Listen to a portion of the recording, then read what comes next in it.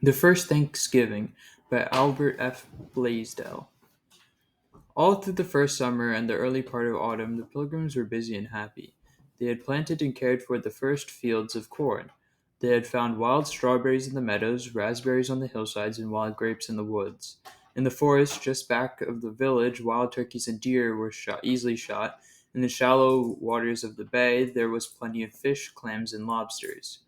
The summer had been warm, with a good deal of rain and much sunshine, and so when the autumn came there was a fine crop of corn. "Let us gather the fruits of our first labors and rejoice together," said Governor Bradford. "Yes," said Elder Brewster, "let us take a day upon which we may thank God for all our blessings and invite it to our Indian friends who have been so kind to us." The Pilgrims said that one day was not enough, so they planned to have a celebration for a whole week. This took place most likely in October. The great Indian chief, Massasoit, came with 90 of his bravest warriors, all gaily dressed in deerskins, feathers, and foxtails, with their faces smeared with red, white, and yellow paint.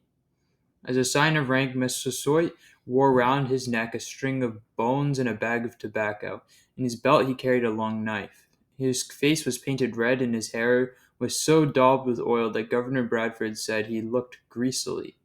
Now there were only 11 buildings in the whole of Plymouth Village, 4 log storehouses and 7 little log dwelling houses, so the Indian guests ate and slept out of doors. This was no matter, for it was one of those warm weeks in the season we call Indian summer. To supply meat for the occasion, 4 men had already been sent out to hunt wild turkeys. They killed enough in one day to last the whole company almost a week. Massasoit helped the feast along by sending some of his best hunters into the woods. They killed 5 deer, which they gave to their pale-faced friends, that all might have enough to eat. Under the trees were built long, rude tables on which piled baked clams, broiled fish, roast turkey, and deer meat. The young pilgrim woman helped serve the food to the hungry redskins. Let us remember 2 of the fair girls that waited on the tables. One was Mary Chilton, who leaped from the boat at Plymouth Rock. The other was Mary Allerton. She lived for 78 years after this first Thanksgiving, and of those who came over in the Mayflower, she was the last to die.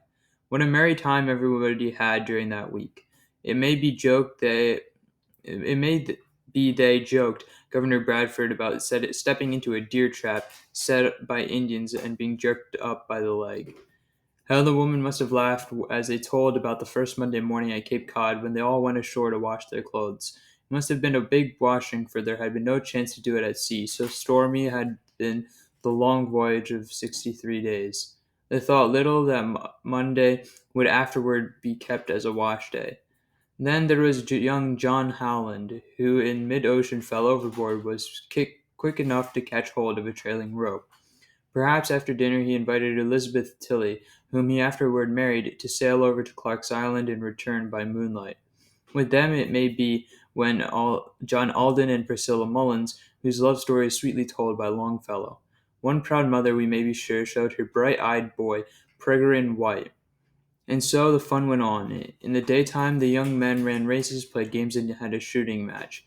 Every night, the Indians sang and danced for their friends, and to make things still more lively, they gave every now and then a shrill war whoop that made the woods echo in the still night air. The Indians had already learned to love and fear Captain Miles Standish. Some of them called him Boiling Water because he was easily made angry. Others called him Captain Shrimp on account of his small size. Every morning the shrewd captain put on his armor and paraded his little company of a dozen or more soldiers, and when he fired off the cannon on Burial Hill, the Indians must have felt that the English were men of might, thus to harness up thunder and lightning. During this week of fun and frolic, it was a wonder if young Jack Billington did not play some prank on the Indians. He was the boy who fired off his father's gun one day close to a keg of gunpowder in the crowded cabin of the Mayflower. The third day came. Massasoit had been well treated and no doubt would have liked to stay longer, but he said he could stay only 3 days, so the pipe of peace was silently passed around.